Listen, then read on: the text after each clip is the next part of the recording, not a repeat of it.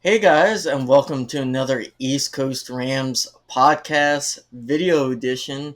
I'm your host, Ashton, with my awesome co host, Zach, right there. Happy New Year! It's been a crazy whole last year, and I hope you guys are just having a lot of blast, enjoying time with the family, enjoying the holidays. Uh, but Zach, it's our 1 year anniversary. We had to do something special. We're doing it on video.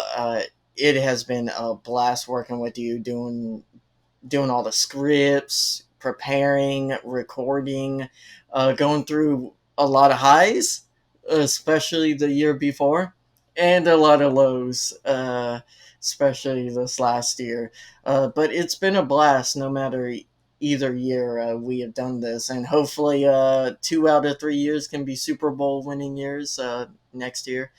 But either way, Zach, how are you doing? Hi, hey, I'm doing all right. Yeah, happy New Year. Man, 2022 has been a wild ride for us. Starting this at the end of 2021, really, but taking us to the Super Bowl. We really had the highest of high of Rams hitting the Super Bowl, and now the lowest of low of not even getting into the playoffs and kind of being one of the bottom batch of teams um, in the NFL. So definitely not where we thought we would be this year, but a win is a win. A Super Bowl is a Super Bowl. Not going to take that for granted. It's been a blast of a year, and it's been great to be able to do this podcast as often as we get to do it. Yeah, it's hard to really remember sometimes that some teams have never even been to a Super Bowl, not even once. Their fan base would die to be able to just watch their team in a Super Bowl, and the fact that we have been able to see our team go twice in the last 5 years and win one, it really is a blessing. Now, would I preferred a winning season this year and a better season? Definitely some really hard to watch games. But either way, Zach, we'll go ahead and break down the Chargers game just very quickly. I mean, there's not much to say about it. And then we'll start our end of year reviews. We'll go ahead and do some position group ratings and uh, dig into both me and Zach's grades for the individual players, not on IR. We may talk about some of the IR players a little bit, but for the most part, we'll go over all those. We'll give them grades, and then we'll have like combined grades after we get both of ours, and kind of like an average. In our pod, we'll have our first ever yearly review and yearly averages, and we'll post that on the Twitter for you guys to either disagree or agree with, and we'll see if we have any hot takes. Zach, I'm sure there'll be one or two in there. But either way, Zach, what's your reaction to this 31-10 Chargers loss? More of the same, really. Yeah, I mean, it is more the same. It feels like we're kind of backpedaling a little bit, going back to prior to the Baker Mayfield acquisition. Um, so it wasn't as hard to watch as I feel like some of the games were. I felt like our offense was moving the ball pretty efficiently for the most part. They just could never really get it in and knock it into the end zone. So, um, unfortunately, as far as that stuff goes, that's where we're at. Our defense, I don't think has played to its high caliber, but we also had a lot of issues uh, with the defense, and a lot of injuries to that. Hmm.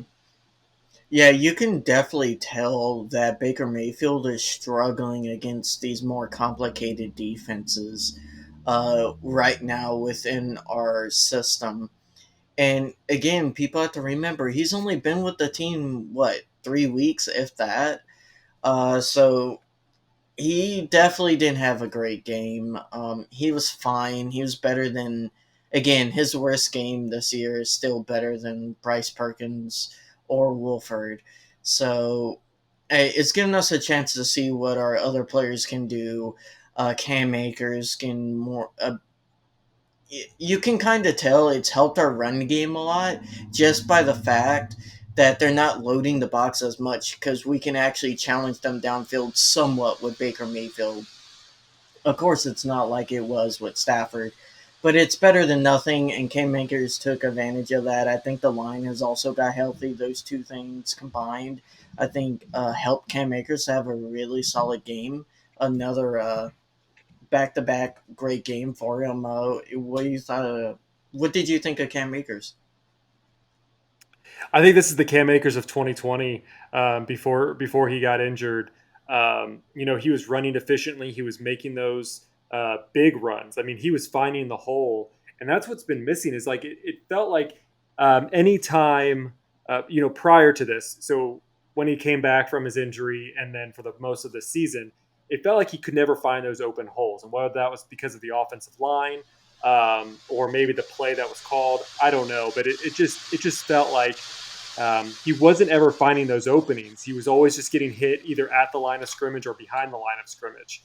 But to see him over the last several weeks, especially getting over that 100-yard threshold, is just super important to this Rams team because yes, we this McVay era has always been throw the ball, throw the ball, throw the ball, but we have been always more efficient and better at our pass game when we had an efficient running game. And if Akers can continue to bring this kind of heat into the 2023 season, I think the Rams really do have a good future going into that season. Yeah, we'll talk about kind of position needs in a later podcast, but I still think we're going to have to draft a running back. It's looking like we really need depth there. And while Malcolm Brown, I'm very fond of him, and I think he had a good touchdown run, we got to have someone behind Cam Akers. We cannot go through another Cam Akers getting hurt in like a committee of below average backs. We just can't anymore. And just trying to run with practice squad guys. I think we saw that last year, like, barely work when Sony Michelle and Henderson were going back and forth. We got to have that main back and someone to complement him somewhat that can also take the load if he gets hurt. So I definitely think we'll be looking in draft for that. Yeah, for sure. Yep. Um, Go ahead. Anything else, Zach, on the Chargers game? I mean, it's the defense was not good.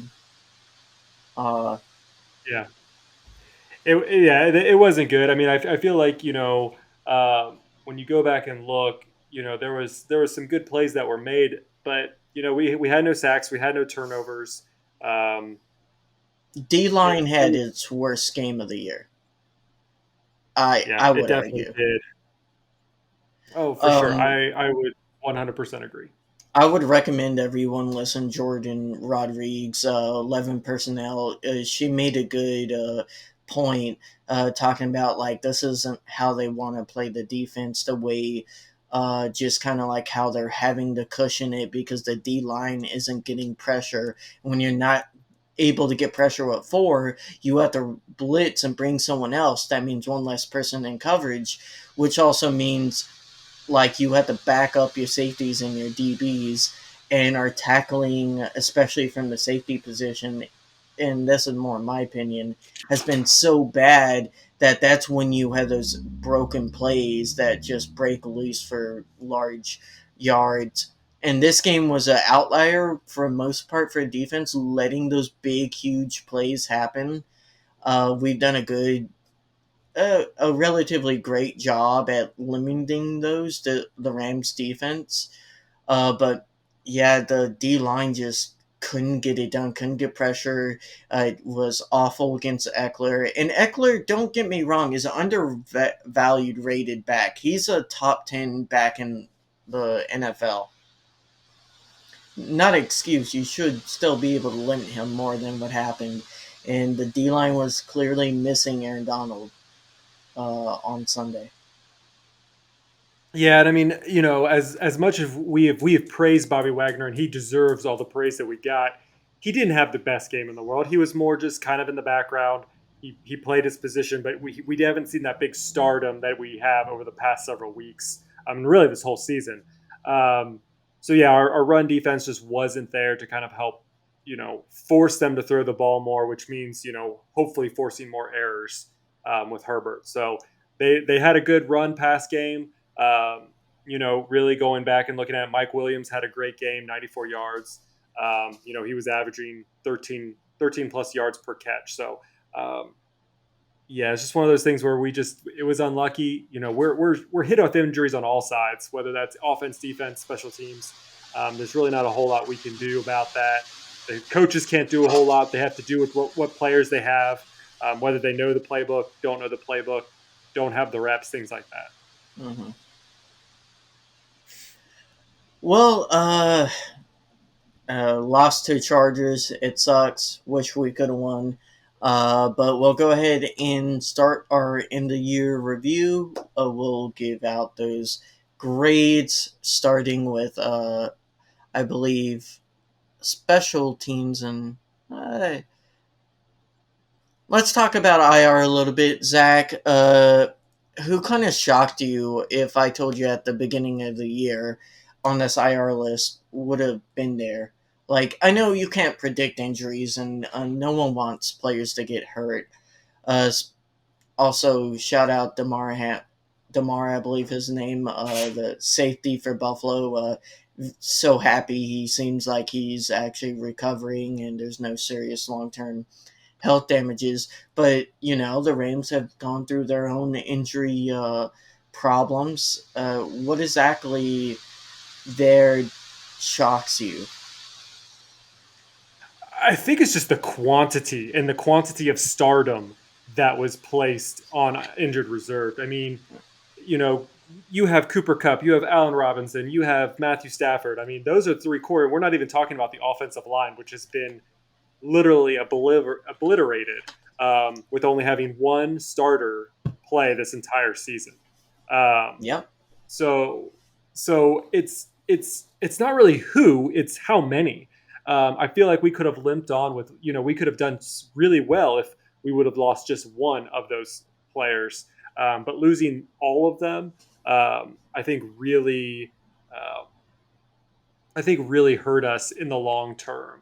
Um, so Especially in middle of the season, what really killed us was not only the fact that we lost all but one of our starting linemen. It was we're losing multiple people per game constantly, right? Like we would lose one or two a game next week, one or two, and it was just a rotating door. And I think it wasn't it 8 combinations in a row. That's awful.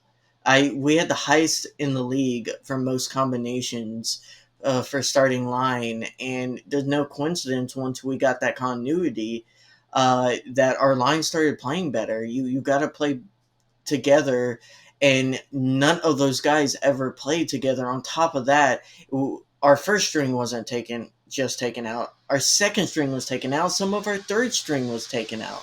So we're pulling people off the just couch to come and play line for us, and people are wondering why we're giving up the most sacks. You could see that as something playing into why Stafford got hurt. Cup getting hurt was just basically the thing that broke our season. Any chance we had of being somewhat relevant this season, potentially like doing a run or something like that, it was just brutal. yeah, there's not a whole lot you could say. Like Cooper Cup, like you said, he feels like he's more of like really the heart of this team. I mean, obviously you have AD, who's pretty much like the strength of this team, if I would quantify as that. But I mean, honestly, it's weird. It feels like Aaron Donald is, even though he's not on the team or he's injured right now, his presence doesn't. I don't feel his presence currently on this team. I mean, we see Stafford and we see Cup on the sidelines, but you really don't see much of Aaron Donald in the way of, whether that's practice videos or what they show us or on the sidelines, things like that. So it's kind of interesting. Um, Yeah, talking about that, we'll touch on the news that just broke while we're recording this. Uh, Zach, ESPN put out a article talking about how potentially McVay is thinking about retiring after the game against the Seahawks. Um, Let me put this disclaimer: both me and Zach do not know if it's true or not, whether the story is factual. Uh, ESPN typically is reliable, but again, they're sports journalists, and sometimes some journalists are not as ethically credible as others. So this may be kind of misconstruing something. Uh, I do personally believe if one of the three, if we're talking about Aaron Donald, Stafford, or McVay, if one of them retires, I think they all retire in a cascading effect. I honestly believe that. Uh, Zach, what's your reaction to that kind of article, and do you think it's true? If you go back and you read the article, it more says that the sources are saying that he wants time to reflect on the season and kind of reevaluate things. I think all of us do that at some point in time in our careers, whether that's, you were just on a big project, or it's the end of the year and you're trying to figure out, what am I doing next? You're never going to close those opportunities of with McVay and broadcasting. Like, he's not going to turn away hearing what's out there and what can happen for him, and how can he be, what is his future going to look like? I don't think he's going to coach the Los Angeles Rams forever. I think it's more of a short-term deal. Personally, I still think he's going to be back for the 2023 season, and then after that, I think he's good to go. And I think he's put a lot into this Rams team, but I don't think he's done yet. I think he's tired. Um, I think he needs to recharge. It was a long season for them last year. Um, they did have injuries and they did have stuff that they had to work through, and it was a very short off season. So I think he's just tired. I think he's put all this effort into this game, and he is a little tired. And I think he's going to need these next few weeks to just kind of re-energize, get his zone back in there, discuss with his wife on what they think. But I think he's going to be here for another season, at least one more season, with Aaron Donald. Honestly, I was with you on this your same point about if any one of those core three leave, that I think they would all leave. Lately, I've honestly been thinking, if AD leaves, I still think there would be a chance that McVay and Stafford would stay. I think McVay and Stafford more have that tight connection to each other than I would think the Aaron Donald and McVay thing. Even after knowing what happened in this offseason, and them kind of like basically McVay saying, "Hey, come on, let's do one more year." Um, I think Aaron Donald situation, I think I could separate from the McVay Stafford situation. Hmm. All right, Zach. Let's go ahead and talk about the practice squad. Any notable people here? I think for me, we did see Jeremiah Cologne play. I thought he was below average when he got on the field. But I think he's worthy of a practice squad position. I mean, a lot of these guys we haven't seen. Uh, T.J. Carter, the defensive end. I think the looks we've seen from him, he's looked solid. Mm-hmm. So, any people on the practice squad pop out to you that you want to mention real quickly? I don't think so. I think you mentioned the two that I would have mentioned. Um, None of these guys really just jump out at me as like, yes, they're going to be the greatest. They're going to be good depth pieces going into the next season. Yeah. All right. Our first grades will be special teams. Riley Dixon, the punter. Zach, out of 10, what's your grade for Riley Dixon? Um, I don't know if people will like my grade for him because it is not as probably favorable as people may like it. but I would probably give him a 6.5. 6.5. If Uh, yeah, let's remind people when we're doing this grading. In my opinion, this is for a season. This isn't for their career. Not to mention, people need to understand a 10 is like a, I want to say like setting league records. For example, Cooper Cup last year would be a 10. You're only going to have one of those out of the whole team, if that. Um, I guess you could say one or two. Like last year, you could have said Aaron Donald and Cooper Cup. But for the most part, that's like league record setting, a lot of great things, number one in their position group type deal. Nine is mhm. really where players want to be. That's like great year, fantastic. You're flying off the screen. You're making plays almost every game type deal. And then uh, the rest of it's kind of like how me and you kind of deem the player. You said 6.5, right? I said 6.5. My reasoning behind it is inconsistency. Um, I feel like I in just by watching it, it just felt like there was a lot of times where he had a lot of short punts. There was a lot of great, awesome, beautiful punts, but I felt like holistically, I don't have his stats up in front of me, but it just felt over the season that I was more frustrated when he kept kicking short kicks, things like that. He His had the great throw that continue to drive, so he's great as kind of that, maybe that fourth down sneak pass. But to me, he just wasn't what I would. He just reminds me of the later years of Hecker. So why did we get rid of Hecker if we're just going to have more or less average?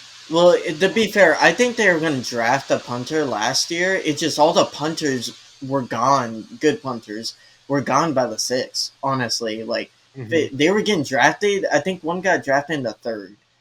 So uh, I could see them drafting a punter next year, or in the next draft, at least in the seventh or sixth round. But I would give him a 5. I think he was average. I think he was league average. He had some good punts, but there are some punts that, yeah, they might have gotten a decent distance, but their hang time was not there. Like, I think we saw a big drop down in hang time this year, and that's why Brandon Powell was less effective.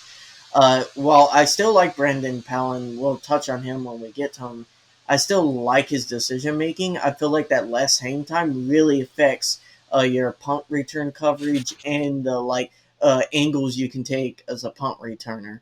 So I give him a 5. So you said people wouldn't like yours. People like mine less. Uh, so that's a 5.75 for Riley Dixon. Matt Gay, Zach. How do you grade Matt Gay? I think he definitely deserves at least an 8, if not a 9. I mean, he's been the most consistent player we have. Yes, he's missed a couple, um, but let's also remember that he now holds the record for the longest field goal at Lambeau Field on the coldest day. So I think he definitely deserves a lot of props for what he's done. He has missed a couple, but I think an 8 is really where he should be at. Mm-hmm. Uh, Fully agree. 8. I mean, it's pretty easy. He's been consistent. I think the reason why I won't give him the 9 is he doesn't have the distance that, Legatron had back in the day. I think, like, greats like Justin Tucker have, like, he is as clutch as you can get from 50 yards and less. But 50 yards and plus, you have a great kicker when even when they come out at 59 yards, you're like, I think he's going to make this pretty easily. and I don't think Matt Gay is there yet. Maybe he can improve upon that, but I think he's a lot better than the fiasco we had in 2020 with kickers. For sure, for sure. Long snapper, we don't need to grade this. He's been good. I mean, he's a long snapper, so he hasn't had any long snaps over the head. All right, didn't we have one this year? We might have had one. I can't Um, remember if we. well, well, he's also the one I think who he might have actually been one of the ones who caused the punt block in the beginning of the season, Um, if you remember that. And I think that was actually his responsibility to throw the ball back and then block. And somehow, I think it was him. Might be wrong, but I think it was him who let the defender go through, which is a hard job. You know, you have to snap the ball and block. That's yeah, with distance. Matt Orzech. Good. Um, let's get into the offense, Zach. This is where it gets very fun. We'll start with quarterbacks. Baker Mayfield.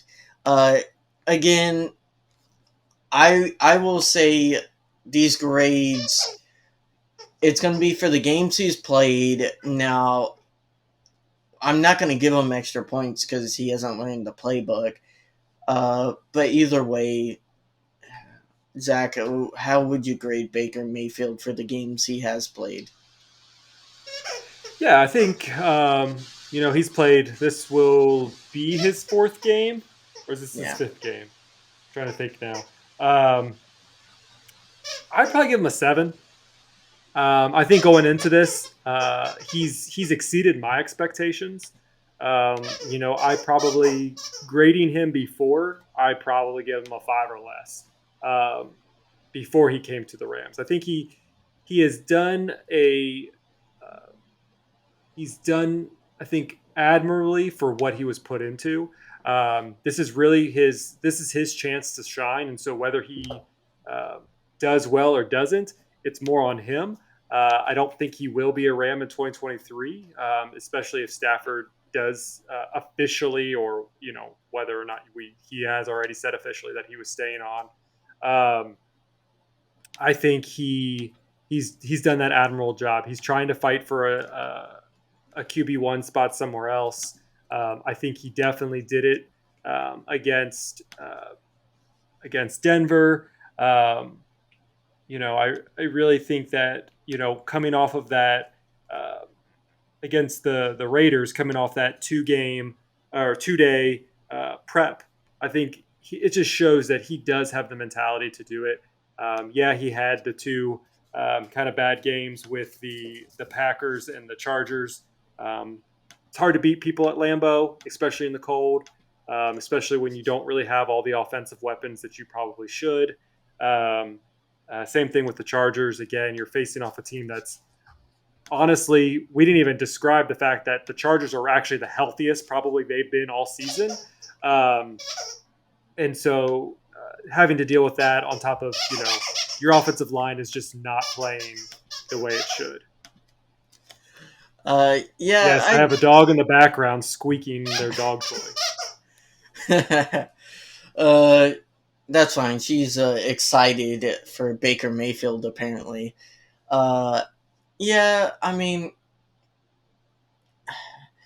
there's a lot that goes into playing quarterback. So I give him a 6. I think he's done as good as he could in the position given the time he's been here, the teams he has played. I mean, he's won against the bad teams. I mean, that he's played against uh, with little no prep time. So it sucks. Do I think we would have won the Chargers game if he had been here the whole year? Probably not.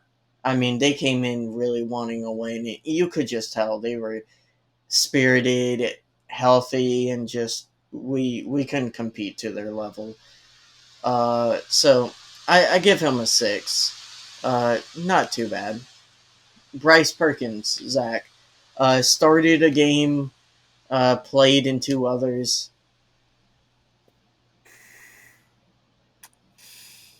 Yikes. I like Bryce Perkins, but that should not affect my score of him at all.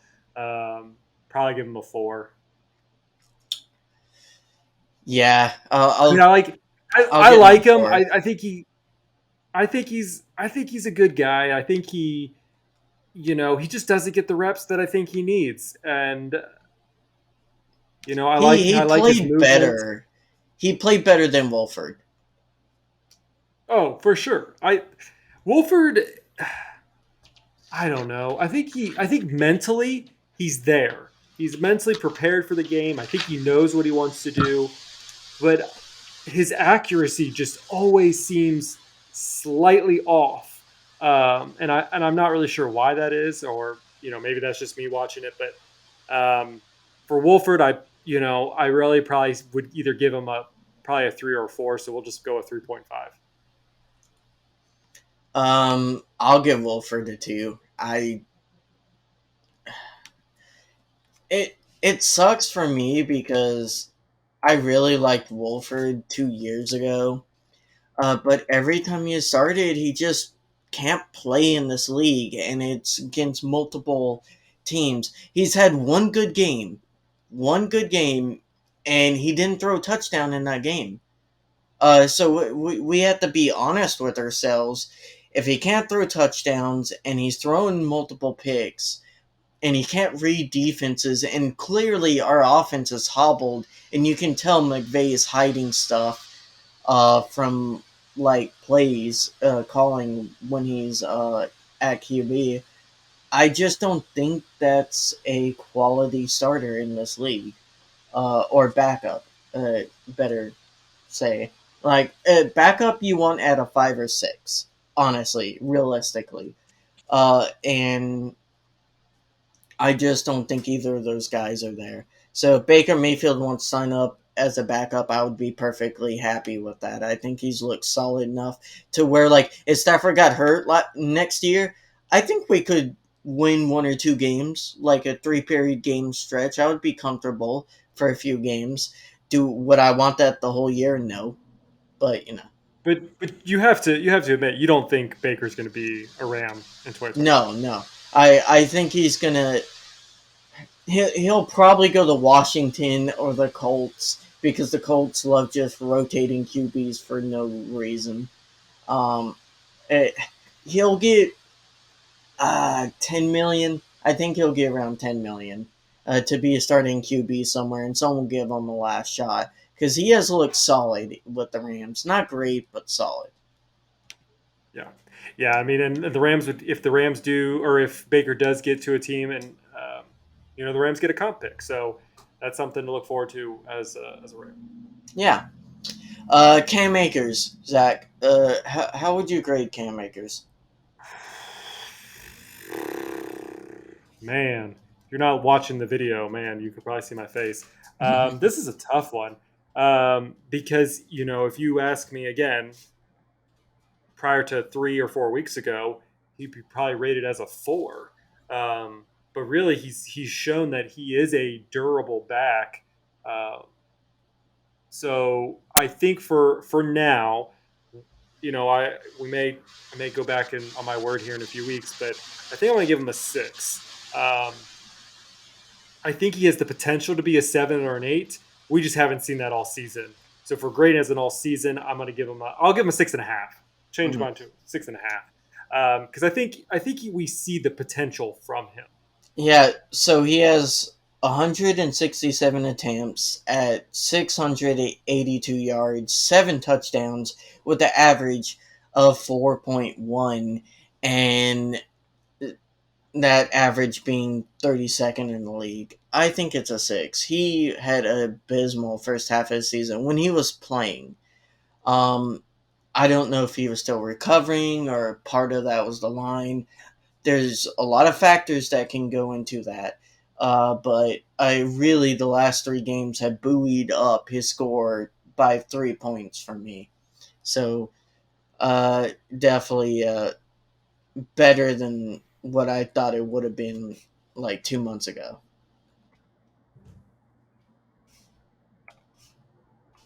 Uh, I mean, Malcolm Brown, Zach. I mean, he hasn't really done much. Yeah, I was hoping he was going to do more than what he did, what he has performed. Um, it's hard. It feels terrible to grade him. He came in, you know, to kind of help out the team. He's a veteran presence in the RB locker room. Uh, so, you know, We'll make his rating. We'll make his rating a guy that was there. He was yeah. there. I mean, that's pretty much. He was there. He's not bad. He's not. He wasn't amazing. I think he was a good physical blocker, and I think that's what it was. He was kind of probably brought in to do. I don't think he was meant. He was definitely not meant to get that touchdown. That was just a bad defensive play by the Chargers, and he was supposed to get a couple yards. He was not supposed to get a touchdown. Kyron Williams. How do you think the rookie did in his debut? Um, Go ahead. You give yours first this time. uh, so with Kyron Williams, I feel like the for some reason the staff came into the year with a lot of belief in this kid, a lot of like I think they were really wanting to start him as the main running back coming into the year. He gets hurt and then everything developed with Cam Akers and then Darrell Henderson.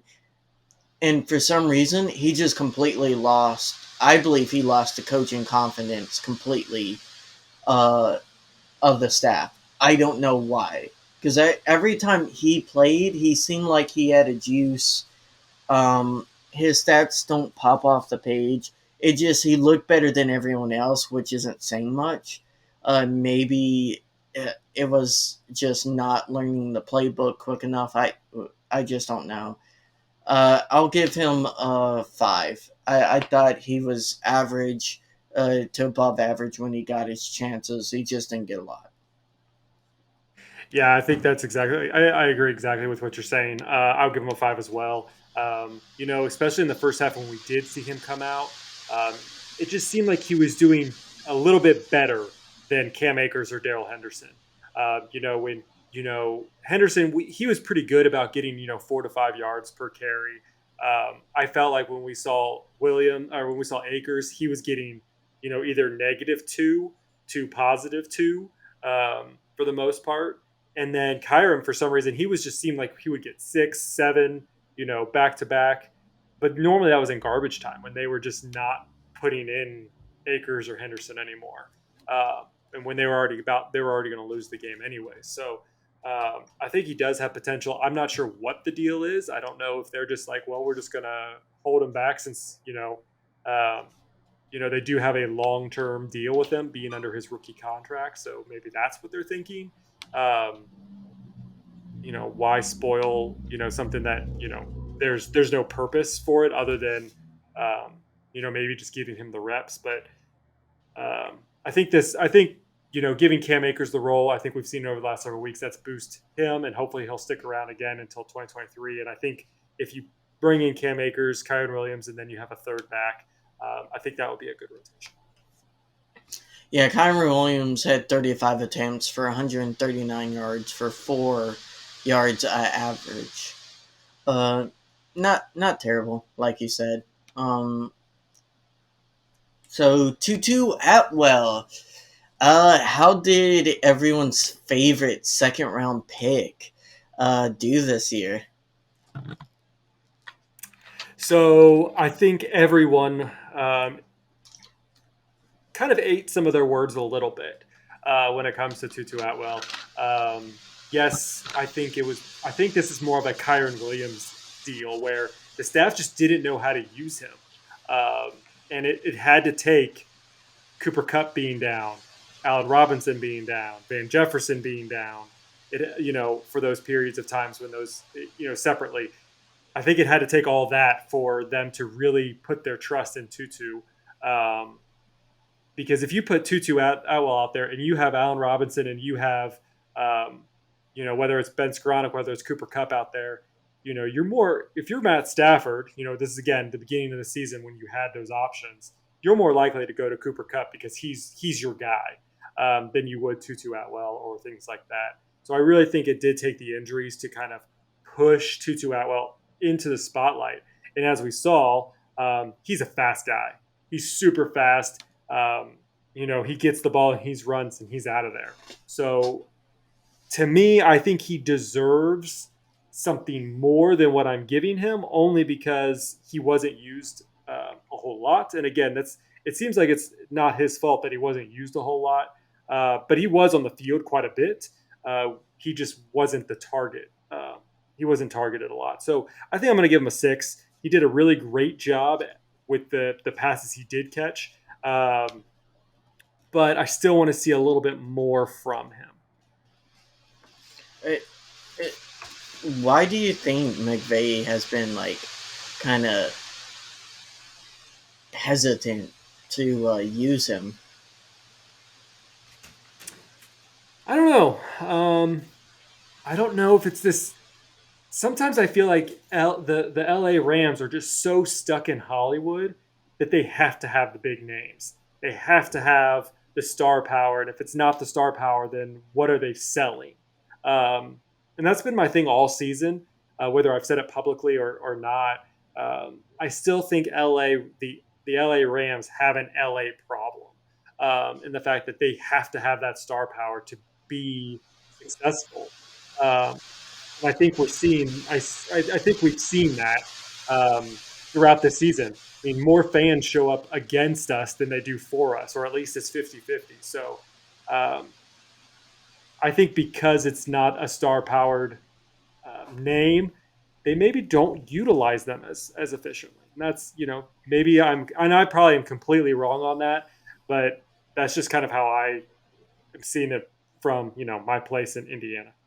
Yeah, I personally think they just misjudged when they drafted him the type of player he was going to be for him. He's clearly more of a specialty, like uh, straight down the field type player. He has shown in last few games that he can do a little bit more than that. Mm-hmm. But I think at his size, it's very hard to do anything else with him without like risking a lot. Uh, I mean, his stats are pretty solid. Zach, 16 receptions for 270 yards, a touchdown, going around 17 per reception. Not bad stats. When he's getting looked at, he's making plays, but the problem is he's not getting looked at a lot. So why is that? Um, a lot has gone on this season, so I can kind of understand. I see where they wanted to go with the pick. They wanted a Oz Akeem type pick, a player that can go down the field, be able to make those big explosive plays, but you got to have protection to do that, which hasn't been here. And then he Mm-hmm. has to do more in the intermediate routes, kind of like the mid-level routes, and be able to better see defenses. And I feel like he struggled to do that with routes. Um, Yeah. so hopefully No, this I agree. time with Cooper Cup will help. Yeah, I agree with you. I think that makes a lot of sense. And we saw this even in last season when they brought in Deshaun Jackson to be that long and distance player, and that didn't work out. They want that. They want a threat. They want a deep threat. They don't always want to keep it short and tight with Cooper Cup, or whoever else is on side, OBJ, whoever. Uh, and I think Tutu was that person, but they didn't have enough trust in him, going into from his rookie season into giving him that reign. So they brought in Deshaun Jackson. That obviously didn't work out. They brought in OBJ. That kind of overshadowed again, you know, more of Tutu Atwell. And Skoranek took a bigger lead in that. So I think his time is coming, and I think that time will be 2023. I think he will be the long and distance threat going out that way. Hmm. So what would you grade him for the season? I guess I would Um, give him a 6, personally. yeah, I was floating around with that 6-7 range as well, so I'll go with 6-2. Um, yeah, just like you said, I think he had good qualities. Some of it's not his fault if he wasn't put into the position of actually being on the field. But I do hope that they get him more work. Van Jefferson. I think he's gonna get. I think we're gonna have to give him a 6 too. He probably could earn maybe a 6.5, but I think I'm gonna give him a 6. He has been Mr. Reliable uh, for Baker Mayfield, but that's about it. He was off for several weeks for the first half. He didn't come back till after the bye week, um, and really didn't do a whole lot, even with Cooper Kupp being down, Allen Robinson being down. Really, Skoranek and Powell and Tutu were the ones kind of keeping things in Higbee, keeping things moving um, as much as they could offensively. Um, but it wasn't really until Jefferson or until Baker Mayfield came along where I feel like I saw more of uh, him getting the ball 10, 12 yards uh, and being a solid receiver for Baker Mayfield. Yeah, so he has 21 receptions for 300 yards, 3 touchdowns with 15 per average. I, I just feel like he he's good for a third wide receiver, but he's not first or second level wide receiver material. I think that's pretty clear. He's a decent route runner. I think that was what we were hoping he would grow more into. Maybe he's like Cooper Cup and he kind of keeps on growing in that trajectory and he can just like get good that way. I don't feel like he's as shifty as Cooper Cup was at this point in his career. So I don't think he can get to that level. He still could grow more, so hopefully he kind of bounces back from the injury more. Again, he's playing off of an injury, which can affect players, and some players can get healthy and be a lot better. In my personal opinion, though, I don't think he'll be back as an LA Ram in 2023. Really, you Yeah, don't think he re-signs for low cost? no. I think the Rams are either they're going to go back to the draft, they're going to find another receiver. You have Tutu, you have McCutcheon, you have Brandon Powell, you have Skoranek, you have Cooper Cup, you have A Rob. Yeah, You're trying to but you may also be trying now again to get OBJ. And the I think problem. Jefferson can find a better contract somewhere else. It, I just think the problem with that is he's better than all those guys. He's been Maybe better than Allen Robinson. He's for been sure, better Skronik. but that would mean they would have to cut. They would have to cut A Rob, or they would have to trade him, and it would take a big cap hit. Well, I don't I don't. think they would trade or cut him. They would just not play A Rob. I don't see that happening again. Like I said, I think it's about. I think there's a little bit of star power into it, and I just think that unfortunately there's always a casualty. This past year it was Robert Woods. No one thought Robert Woods was going to get touched, and they sent him away. I think unfortunately Jefferson is just the casualty to this because Skoronek's still under a rookie contract, McCutcheon rookie contract, Atwell rookie contract. Powell is I think I don't know what he's not a rookie in a rookie contract. So um, but I don't know. I don't know if Jefferson would be willing to sign on cheaply to stick around as RB3, RB4.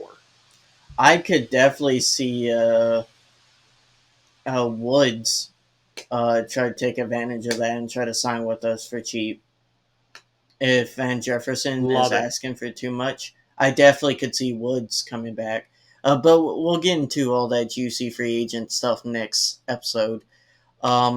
Let's go on to Ben Skoranek. Guys, we are skipping the players who haven't really played a lot of snaps. Yeah. Ben Skoranek? So I'm going to go Skoranek, yes. So the plays that he was in, I'm going to give a hot take because this is actually opposite of how I felt about him, prior to this season. And but I'm going to give him a 7. I know he was injured, but I think he did a lot in some of those games when Cooper Cup and even when Allen Robinson was there. He made a lot of big plays, and I think he has good potential. He may not be a long-term Ram, but I do think that he could be somebody else's Cooper Cup out there. Oh, uh, mm.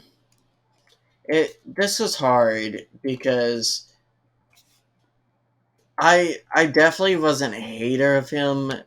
Um, I thought I think he has gotten a lot better in the last uh this year than last year. I thought he did have a lot of bad drops last year. This year he got 39 receptions for 376 yards, getting average of 9.6. Um, so his average is a little bit worse than Van Jefferson or Tutu. Mm, But this guy 6. puts in the work. This guy puts in the work. He is a better uh, he when you come He's the into best but this blocking wide right, receiver and out of them. the Rams have asked for as many years as Sean McVay has been doing this. He has said one thing to his receivers: you are also going to be blockers. If you want us to succeed, you're going to have to block. Robert Woods did it. He did the dirty work. Cooper Cup does the dirty work. You saw Allen Robinson do dirty work. Skoranek is right there with them, and he even does even dirtier work. He was put into that fullback position, and I think he excelled at that position. I wish they would have continued. Obviously, he's injured, so they couldn't continue doing it. But I feel like they were finally finding a way to really utilize Skoranek. And again, this is not something I would have said last year. I was not the biggest Skoranek fan, but I feel like I've seen him put in the work to really try to earn a spot in this team. I like how we're kind of switching positions here, where I'm a little bit more. I'm like, I think he's a good wide receiver 3. I really think he could fill that position. He's a good rotational wide receiver, and I'm fine with him on the field. I'm not gonna like cringe or roll my eyes. I think he runs good I routes. He has problems with after the catch. He doesn't get a lot of rack. So or yeah, so if you prior to 2020, probably 2021, I always considered Cooper Cup a wide receiver 2. I never really considered him wide receiver 1 because he never seemed like he was that deep threat. I feel like Skoranek is learning from Cooper Cup, and I see that a little bit in him. And so right now, I think he's in that that uh, the 3-2 role where Cooper Cup was back in 2018. And I feel like give him a couple more years, and he's going to be either a fully developed wide receiver or again putting him in that fullback position and kind of creating this wide receiver fullback position that I think we could see some really cool things out of. yeah. I honestly, I feel like for me, I always thought of Cooper Cup as a 1B to Brandon Cooks when he was there, or like Robert Woods whenever Cooks left. It was always a 1A, 1B type deal. Um, I thought he was always more shiftier and the better route runner of the two. But the problem is, really, Woods took more volume until last year. And then when Cup got the volume, he just exploded. Um, Skoranek, I don't see that yet. Like I saw that with Cup, that he's not like a 1A and 1B with Cup yet. But he could be, and I'm definitely for like giving him more opportunities. So you gave him a 7, and I'll give him a 6. So solid. Tyler Higbee. How would you grade Tyler Higbee? I would grade him inconsistent. Um, I Oh it's man. hard. It's hard. It's hard for this team because again, I feel like he's being put in a different spot. When you are a tight end, you are essentially put into the O line if your O line is garbage, and our O line has been hot garbage, mostly because of the injuries. And I feel like people dog him all the time, but it has to be hard being that person where you are essentially an O lineman, blocking, but then you're also tasked to be a receiver as well. So in that, I am going to give him a 6 because I feel like he did do a lot of dirty work, but he did not perform his receiving roles as I would have liked. He did have quite a few drop passes, uh, but I think for whatever you say with him, I still think he's a good tight end. I think he's a top 15 tight end. I don't think he's a top. I don't even know if I could put him in the top 10, but I No, still think he's a top half tight end compared to the rest of the league. so I would say his play was a 7, but his drops drop him a point. He had a lot of big critical drops, especially when they targeted him on third down. I remember a few like drop passes in third down. I think he dropped 2 touchdowns where he's wide open. He just dropped it. So Mm-hmm. uh, when you have a lot of drops on a year, that's gonna hurt your grade, at least in my eyes. So, yeah, 6 from Higby. Bryson Hopkins. I mean, really, has he played all that much? What's his stats? Oh, I'm not bro. giving him a grade. oh, He was wasn't he suspended for half the season or for the first few weeks of the season? yeah, the doping. All right, we're passing on him. Nope, no, he gets no No value grade. from me. No grade. Uh, he cannot bring anything to his mother. No grade for you. Okay, your favorite position this year, Zach. O line. Ode Ugh. Abushi. Oh, these guys are these guys are tough. I mean, man, I think it's hard to do all of these people, but these guys are tough. Um, they have to do the dirty job of being second, third, fourth string men on a team that they may not have complete knowledge of the system. Abushi, I believe, has done pretty well. I wish I had all their stats in front of them because it's kind of hard to kind of do theirs. Do we know how many starts he's had? I am looking that up currently. Uh, they do not have any starts or stats for Ibushi. Out of my memory, I believe he started like 6 games because he did get hurt. I believe he's one Mm-hmm. of the ones that got hurt for 2 games. Yeah. No, yeah, it's so tough because we've gone through so many different linemen to remember It's hard to who it is. remember, honestly. Um, I mean, Abushi doesn't like his name isn't ringing in my head like some people that I feel probably like shall the be renamed. games he started at right guard, he it like a 6 kind of is where I land. Mm-hmm. I remember seeing him some plays, and he did get beat a few times. He got, let's say this, he got beat slightly less than I would expect given the circumstances when I saw him on the field. That's why I give him the 6.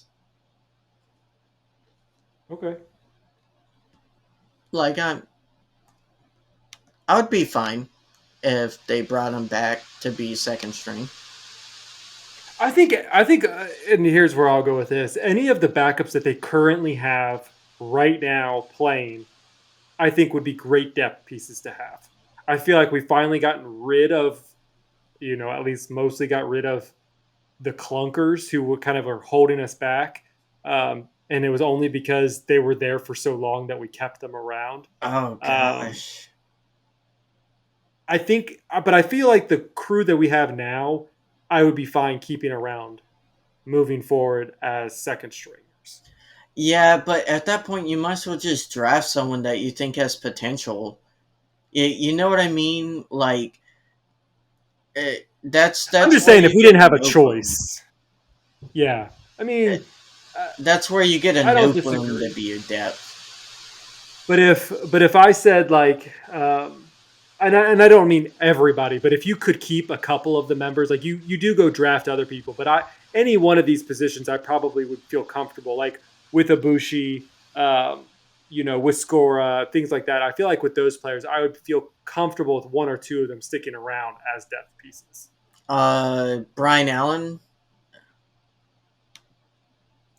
Um, Hard because he's injured, but I probably would give him a five. Um, I Honestly, think he lost his job this year. I think he does too, and I think it's to The Coleman Coleman. Shelton. I think he Yeah. there was one problem with Coleman Shelton in one of his passes to Baker Mayfield, but other than that, I think he's the stronger center, um, which is kind of weird to say. I mean, it's not weird to say because they were kind of vying for the job at one point, but I think Coleman has it over. Has it over, and I honestly I would give Coleman a 7. Yeah, I think I actually put it before honestly, you said it. oh, okay. I would give him a 7, and I would give Brian Allen a 5. Yeah, I mean, honestly, you could probably give him a 7.5 to 8 if you really wanted to because of his versatility. I'm going to keep it at 7, but I feel like you could just because he's able to shift, and that's an awesome thing to have. Is you have a starter who can shift from his normal position into center. So, and playing at a starter level as a center, I think is immaculate. And I think that's what the Rams need. It's just unfortunate that Brian Allen kind of lost his. It felt like he lost a little bit of mojo, but maybe that's just because of he kind of was injured and then kind of reiterated that injury. He tried to fight through it and then got injured again. Um, so who knows? But I But do think he did lose it a little bit. what do you think of AJ Curry at left tackle? I think he I did think he took better one. than He's better than Noteboom. I am with you. I think he probably has now a starting position. Nopum had his problems, um, and I don't know why you would want to get away from something that has been for the most part successful. You Um, think Noteboom goes left guard now? yeah, I think that would make sense. And again, I think it's one of those things where you could shift that again if you needed to. If something did happen to one player, you still have that shift. Yeah, you And still have Noteboom who's come in at left tackle and been solid. Like, don't get us wrong. Like, I feel like Noteboom would play at a 6.5 in a game. But like AJ Curry has looked like a 7 to a 8. Like he's looked really good when he's come in. Uh, mhm. and if he can grow in the role, like maybe he could get to that 9 territory potentially. What about Ty Neseki? I I think Ty Neseki. I've actually liked how he's looked. Uh, I think he's looked the best out of the third string linemen, the people we signed because we had no one else. Did he take Shelton's spot? No, he took left tackle after Oh, oh, okay. after Curry got hurt. Oh, gotcha. Yeah, Yeah, I mean, I again, when you're not in the news uh, about your offensive playing abilities, I think that's a good thing. No, I remember watching the game when he came in, being like, "Oh man, this guy is actually." Because going into the game, I was like, "I hope we don't have to play him. He looks like he'll be bad." But when he was playing, I was like, "Oh, I was wrong. He looked decently good. Like he played as good as someone could play coming in as a third string lineman." So I think he would be a 6 in my mind. I'll go with your score. Rob Havenstein. I think he had a rough year. Now again, he's been playing with a rotating door to his left. So that's somewhat a liability. But even then, he hasn't had his best year. He's He normally hasn't. he's normally a 8, and this year he was not a 8. Yeah, I think it. Six and a half. I would say a 6. Um, I feel like, especially over the last several weeks, there were a lot of plays that he was the problem on the offensive line. Um, and I get it. He's a captain. He's the only offensive lineman who's played every single game. Um, but he just hasn't played at that high level that I really expect him to play at. Um, he is what he is now, only to Aaron Donald, the only leftover of the St. Louis Rams. So I don't know. It's tough, but I think a 6 is where I'm going to give him. Mm-hmm. All right, Zach. Let's kind of give general offensive groups their averages overall. Quarterbacks. What would your sum score be this year, given everyone in their play? Oh, you're so funny. I really think this offense probably gets a C. I'm gonna give them a C. So if you want to take that mathematically. So what is a C, like a 70%, something like that? 7. Wait. I Oh wait, this is terrible. I give it a C, which is not very good. But when you give it a score of 1 to 10, a 7 feels like it's really good. So I mean, really, you're looking at I guess a 5 to a 6 maybe. You've seen some sparks. You're gonna go lower. Okay. Um, I'll give it a 5 because I think that there have been sparks. I mean, shoot, we still blew it out of the water on Denver, which is just hilarious. Um, That game was a astronomical anomaly. That was like Bermuda Triangle levels of stats. Uh, it brought and the average from a 2 to a 5. no, it was good enough for a single point from what I would have said a 2 to now I'll say a 3. This offense has been atrocious. It has been atrocious, but I feel like there has been so many games where I could pinpoint where, like, this person did really well, this person did really well. They moved the ball. It was their Yeah, the defense that was the problem is problem. a single one person would be doing good every I game. And know. outside of that, it was really our defense keeping us in games. You could say Matt Gay was doing good those games. I mean, man, he was earning his paycheck.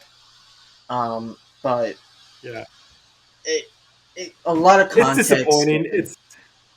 Yeah, I mean it's a lot. I mean it's a 5 probably when Stafford or Baker Mayfield plays, and it's a 2 when Wolford and Perkins played, and there's It a was a there's a one lot when that just Wolford and Perkins were playing. We couldn't yeah. move the ball. We were struggling. I struggling for sure. For the record, I feel like I'm always on the little bit slightly on the give them a doubt kind of. I see a little bit more sunshine and rainbows than you do a little bit. Uh, I try to be truthful and honest. And guys, that's gonna be most of those stats for this podcast. We'll kind of break down and go through the defense next week, Zach, and react to seeing if we can knock the Seahawks out of the playoffs. You know, that'd be a little sweet after a hard year, Zach. Denying them a berth, just like they kind of ruined our mood going into 2020 playoffs. Yeah, I'm definitely hoping for them to win, or I'm hoping for the Rams to win this one out. I think there's a lot of line. I think Bobby Wagner going back to Seattle for the first time since his departure. I think this team is going to rally behind him, and really, they want to give it their all for him. He's done so well this season. Um, if he's not a captain next year, that's going to be. Oh wait, is he a captain right now? I got to make Yeah, sure. I think he got a captain. I think he did just with his veteranship, but I think he, I think this team really wants to rally. I don't think they want to go out losing, especially to Seattle.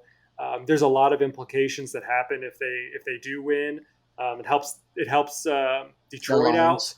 which it helps the Lions. So if any and everything, I still am going to root for Goff, and hopefully that they can beat the Packers and continue their run into the playoffs and maybe even further into that. Hey, if They the played well. Rams can help knock the Packers out of the playoffs, then all my coworkers' teams will also be out of the playoffs, so they can't talk any crap. So I'm very much pro Lions, hoping the Rams can pull it off. Can we just mention, Zach? Lions fans were fantastic last year, and they've been as great this year too. The Oh, shoe is kind I of on the other foot. Uh, they had a it's all really right. hot start, very cold middle of the season. Um, But a but hot I end. I mean, they're still getting over. I mean, a lot of their games they're getting with upper 30 to 40 points in their games. Even if they lose, they're still getting almost 40 points in a game, which is just crazy. I mean, kind maybe of they almost can reminds me a borrow little our defense. bit. Uh, they got no plans for the next year. yeah, Um, So yeah, that's what I'm going to root for. So if I after this, I think depending on how this plays out, obviously I'm going to be a Detroit fan if it's going to be in the NFC. I will probably go with my family and be the Bengals on the NFC side of things. Um, I had family who were at the game on Monday night, so kind of got firsthand experience of what happened that night. It was kind of crazy from what they were even saying. Um, so I really want them to succeed because it really sucked for me as a son and a a grandkid of a whole Bengals family that they had to see them lose last year. So I'm really hoping that they can make another big run yeah, going it definitely forward. made Thanksgiving a little bit more complicated this year. Wearing all your Yes, Super Bowl championship gear, so maybe they yes, can get their but own this year and it can be balanced. hysterically enough now my dad in his like downstairs man sports cave there's a lot more ram stuff popping up because of the Super Bowl, so I thought Mm. that was he now has a SoFi Stadium now in his downstairs because of the Super Bowl emblem and stuff like that, so I thought it was pretty cool. Yeah, I I just hope this whole year can go past us, Zach, and we can rebound, man. It's been We a need a rough year. break. We all need a break a little bit. This was a long year for all of us. We covered the whole postseason into the Super Bowl into beyond the off season. We need a few weeks to kind of digest things and reflect and evaluate ourselves. Just to kind of see what the future is going to hold for us. Not saying we're quitting the podcast. I'm just saying we're going to reflect and reevaluate and see how we can make things go better. Yeah, the team will definitely be doing that. I'll be rooting for the Lions mostly and the Dolphins if they make it. Uh, but yeah, guys, thank you guys for listening. Thank you guys for sticking with us. We have grown a lot. We're constantly trying to get better, trying to put more into the podcast. and hopefully you guys enjoyed this new format. Yeah, hopefully we'll be able to get to do this a lot more often. But yeah, make sure that you keep following us. You follow us on Twitter, East Coast Rams. You follow us on our YouTube channel at East Coast Rams. Yeah, find us wherever. We're gonna keep on doing this podcast as long as we can. For you guys, it's been fun. I've been interacting a lot with people on Twitter these days, just kind of getting their reactions and getting your feedback on the state of the Rams. So it's been fun. Other than that, I will say that we need to all support Torrey Holt. I'm wearing my Holt jersey Oh yeah, as he finalists. is a finalist for the fourth year in a row. So hopefully he does not get snubbed again, and he finally can get his He's head. gotta go Um, in this year. Gosh, has to. He's been a semifinalist for the last 8 years, and then a finalist for the last four. So his head needs to be next to Bruce's and Warner's. So we yeah. need to get this man in.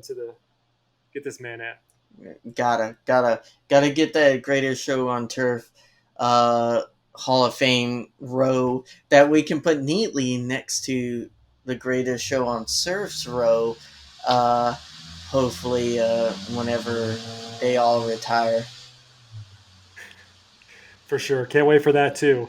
I have their jerseys already hanging up, so I'll be wearing those as well during that time.